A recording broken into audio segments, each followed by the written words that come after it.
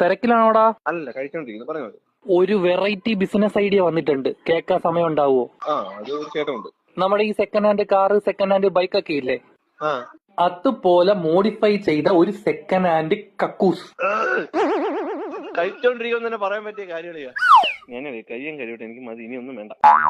കഴിവുന്ന കാര്യം പറഞ്ഞപ്പെടാ, നമ്മളിവിടെ വെള്ളവും ഉപയോഗിക്കത്തില്ല, പേപ്പറും ഉപയോഗിക്കത്തില്ല, തീ കൊണ്ട് അഗ്നിശുദ്ധി വരുത്തും. അതുകൊണ്ട് തന്നെ നമുക്കിത് അടുപ്പായിട്ട് ഉപയോഗിക്കാം. പിന്നെ ചുമ്മാ അങ്ങോട്ടൊന്നും ചെന്ന് കയറി കൊടുക്കാൻ പറ്റത്തില്ല. കക്കൂസ് ഉപയോഗിക്കണമെങ്കിൽ തിരിഞ്ഞു നിന്ന് സുണ്ടി സ്കാൻ ചെയ്ത് ഓക്കെ ആവണം.